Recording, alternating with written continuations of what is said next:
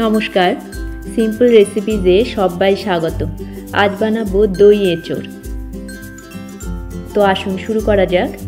দই এঁচোড় বানানোর জন্য নিয়েছি 500 গ্রাম এঁচোড়। এরকম ছোট ছোট টুকরো করে কেটে নিয়েছি। পরিষ্কার করে ধুয়ে নিয়ে এটাকে সেদ্ধ করে নেব। গরম জল ফুটতে দিয়েছি, এঁচোড়টাকে দিয়ে দিলাম। 1 টিস্পুন সর্ষের তেল দিয়ে ভালো করে মিশিয়ে নিলাম। ঢাকা দিয়ে 10 মিনিট সেদ্ধ করে নেব। মিক্সিং জারে একটা টমেটো, একটা কাঁচা লঙ্কা আর 1 ইঞ্চ আদা একটু জলে একটা মিহি পেস্ট তৈরি করে নেব। পেস্টটা তৈরি করে নিয়েছি। এদিকে এঁচোড়টা সেদ্ধ হয়ে গেছে 10 মিনিট। আমি জল থেকে তুলে নিলাম।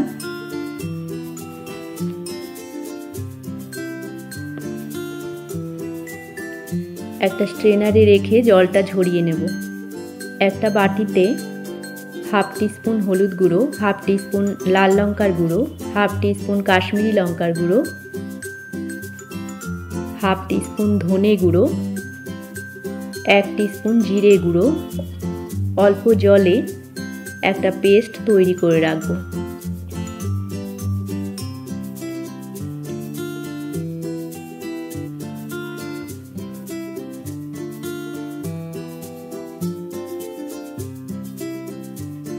কড়াইতে সর্ষের তেল গরম হতে দিয়েছি 3 টেবিল স্পুন মতো।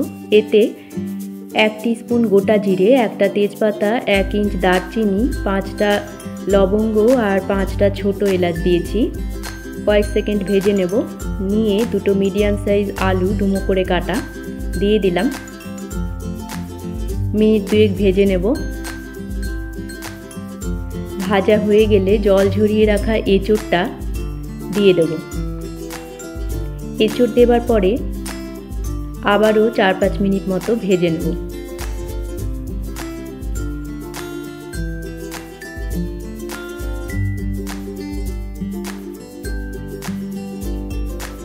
ভাজা হয়ে গেলে স্বাদ মতো লবণ দিয়ে দেব।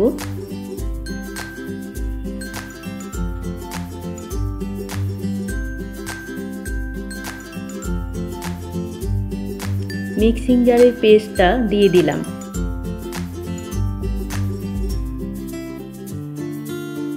মিক্সিং জার ধোয়া জল দিয়ে দিলাম। মিনিট 2 কষিয়ে নেব।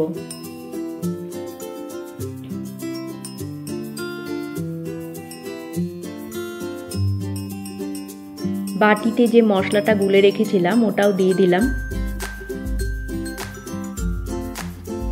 আবারও 2 মিনিট কষিয়ে নেব।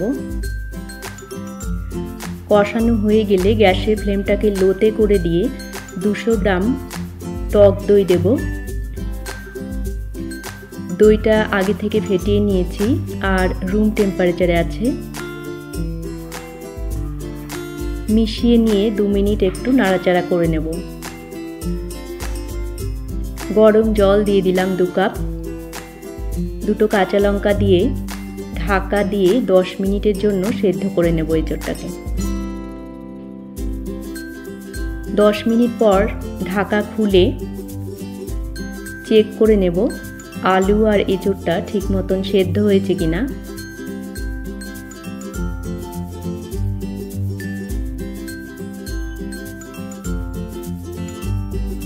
আলু এঁচোড় সেদ্ধ হয়ে গেছে। আমি 1 টেবিল স্পুন চিনি, 1 টিস্পুন গরম মশলা গুঁড়ো, 1 টেবিল স্পুন ঘি দিয়ে ভালো করে মিশিয়ে নেব।